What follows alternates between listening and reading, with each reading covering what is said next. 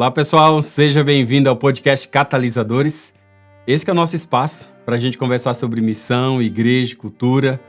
E estamos aí no período aí de 1500. Já falamos sobre John Knox, Lutero, Calvino. E hoje eu quero trazer a vocês um indivíduo chamado Jean Bodin.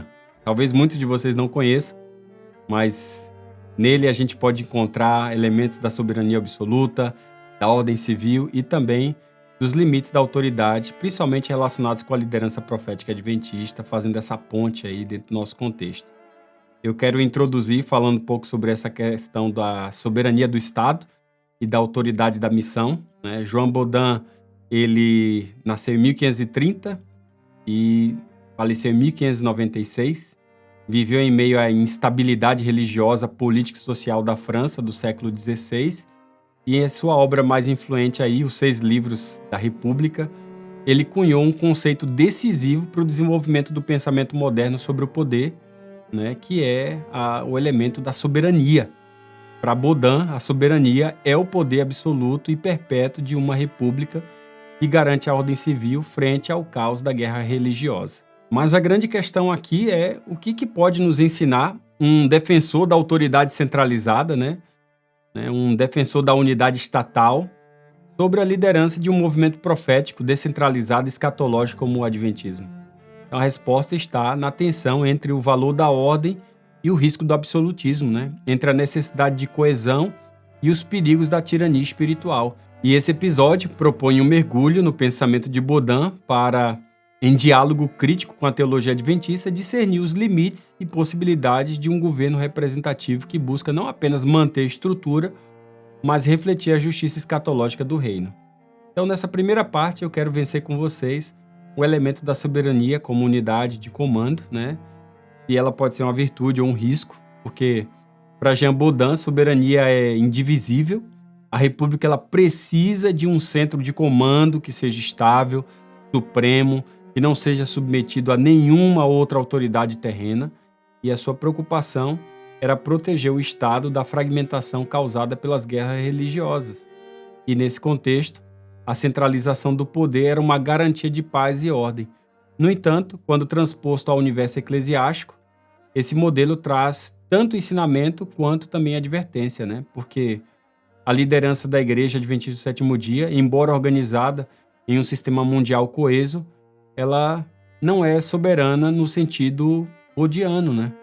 Porque a sua autoridade está sempre submetida a um fundamento transcendente, a palavra de Deus, e ela é distribuída por um sistema representativo com mecanismos de prestação de contas.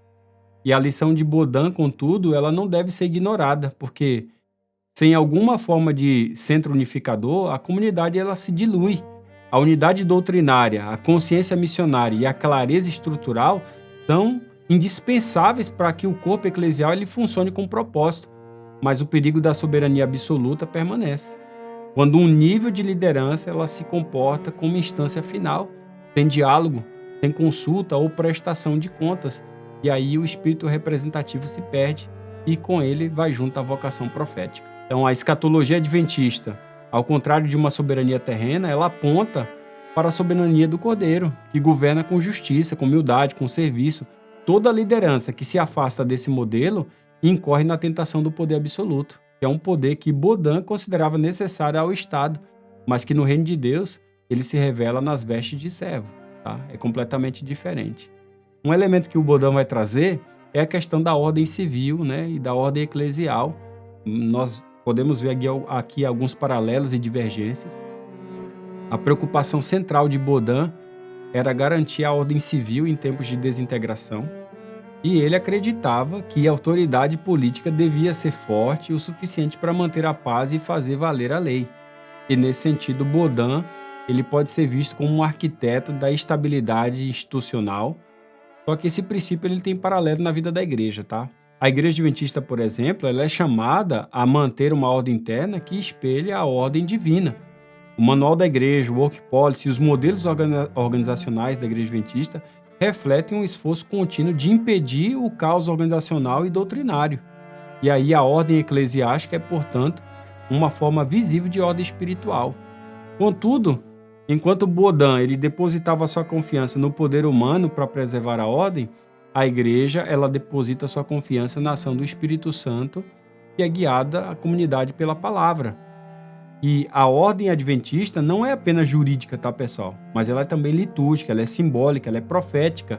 E o risco de importar um modelo estatal bodiano está exatamente em transformar a igreja em uma estrutura impenetrável, centralizada, autorreferente. Quando você olha a escatologia adventista, ela denuncia qualquer estrutura que se torne um fim em si mesma. A igreja está a caminho da eternidade e a sua estrutura deve ser peregrina, não imperial. Aqui o contraste com Baudin é evidente. Enquanto ele viu o Estado como finalidade de ordem, a igreja vê a ordem como um meio para a missão. Olha que diferença gritante, né? Esse é um medo, né, que toda instituição séria tem nesse momento de capitular com um Estado que está cada vez mais robusto, tentando manipular todos os elementos da vida humana. Então isso traz à tona um terceiro elemento que Baudin traz à tona, que é o perigo da autoridade absoluta e a necessidade do freio espiritual, né? Baudin ele acreditava que a autoridade soberana devia ser absoluta. Pensa nisso. Isto é, não se sujeita à revisão. É salvo pela própria razão divina ou natural. E isso legitimava decisões centralizadas, inclusive em matéria religiosa, tá, pessoal? Seu pensamento ajudou muito a moldar o absolutismo monárquico francês, pavimentando o caminho para regimes que concentraram poder em nome da ordem. E no contexto adventista, a lição aqui é muito forte, e ela é dupla, ao meu ver. Primeiro, a autoridade precisa existir, tá? Em primeiro lugar, a autoridade precisa existir. Mas, em segundo lugar, ela nunca pode ser absoluta. Todo poder espiritual, ele é derivado, ele é condicional, ele é temporário. Não existe liderança apostólica sem submissão escatológica. A gente precisa entender isso. O verdadeiro líder adventista reconhece que o seu papel não é legislar além do que está escrito, mas aplicar com sabedoria a vontade de Deus para o tempo presente. O sistema de governo adventista protege a comunidade da absolutização do poder, ao distribuir autoridade por múltiplos níveis, né? Seja local, regional, nacional, mundial. Mas essa estrutura ela só cumpre o seu propósito se ela for vivificada pelo espírito da humildade, tá? Com esse espírito de prestação de contas e vocação missionária. O contraste com Baudin aqui é instrutivo, né? Onde ele via a necessidade de blindar o soberano contra interferências, a igreja vê a necessidade de abrir a liderança à luz da palavra, do povo e também do Espírito Santo. A escatologia adventista ela lembra sempre isso, gente. Mesmo o mais elevado entre nós comparecerá perante o tribunal celestial. Por isso, gente, toda liderança deve caminhar sob temor santo e senso de prestação escatológica. E daí vem algumas intersecções válidas, né? Como unidade, identidade e missão. Apesar de sua ênfase na autoridade central, Baudin ele oferece ao pensamento eclesiológico algumas contribuições importantes. Por exemplo, o seu desejo de preservar a unidade nacional pode inspirar a igreja a lutar por uma unidade espiritual organizacional em tempos de polarização ideológica, né? Em tempos de relativismo doutrinário e fragmentação missionária. Baudin ele via no direito natural e na lei divina o fundamento permanente para a vida social. E esse princípio ecoa com força na tradição adventista, que se ancora no decálogo, na profecia e também nos princípios do reino. A estrutura da igreja adventista não é uma convenção pragmática, mas é uma expressão encarnada da ordem do céu. Além disso, a insistência bodiniana em valores comuns para o bem público pode ser traduzido na igreja como essa necessidade de formação teológica unificada, de cultura organizacional sólida e de identidade escatológica clara. Baudin ele temia o caos da pluralidade desenfreada, né? E a igreja teme a perda da verdade por meio do pluralismo relativista. Ainda assim, a aplicação desses princípios exige discernimento. A estrutura da igreja não pode se tornar cárcere da missão. A unidade não pode ser instrumento de controle, mas expressão de um corpo guiado por um só espírito. A autoridade não pode sufocar o profético, mas servi-lo. É daí que você entende a escatologia como limite à idolatria do poder. A maior crítica adventista ao pensamento de Baudin é teológica. A sua noção de soberania não admite o juízo escatológico como corretivo final. Para ele, o soberano terreno é a última instância. E para a escatologia bíblica, todo joelho se dobrará diante do Cordeiro. Essa distinção é radical, pessoal. A liderança adventista não responde apenas a assembleias ou comissões. Ela responde ao santuário celestial. O poder eclesiástico é, portanto, limitado tanto horizontalmente pela comunidade, quanto verticalmente pela soberania divina, e é nesse duplo limite que floresce a fidelidade profética. Ao contrário de Baudin, que via a ordem como finalidade, a teologia adventista vê a ordem como meio para a missão. A estrutura não existe para se preservar, mas para servir ao avanço da proclamação escatológica. A soberania, pessoal, que nós buscamos não é humana, mas é escatológica. Ela não é centralizada, mas distribuída entre os santos. Ela não é absolutista, mas ela é redentora. O verdadeiro soberano é o Cordeiro. E toda autoridade legítima é reflexo de sua glória. Por isso, pessoal, o sistema adventista, com a sua estrutura representativa, com as suas assembleias democráticas e prestação de contas, é um antídoto contra a tirania, inclusive contra as tiranias que se disfarçam de ordem. Então a gente chega à conclusão sobre Jean Baudin e essas intersecções com a liderança adventista no tempo do fim de maneira magistral. Por quê? Porque Jean Baudin foi um pensador da ordem, né? O seu conceito de soberania influenciou profundamente o pensamento político moderno.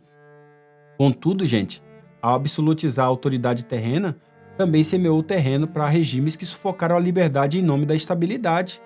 À luz da escatologia adventista, essa herança precisa ser criticamente redimida. A liderança adventista, em sua forma mais autêntica, ela é serva, ela é representativa, ela é transparente, ela é profética, ela valoriza a ordem, mas ela rejeita a idolatria da estrutura. Ela reconhece a importância da autoridade, mas submete a Cristo exaltado no santuário celestial.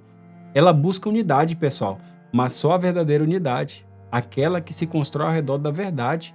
E Baudin, ele nos lembra que sem ordem não há missão, mas a escatologia nos adverte que sem profecia a ordem se torna opressão, pessoal.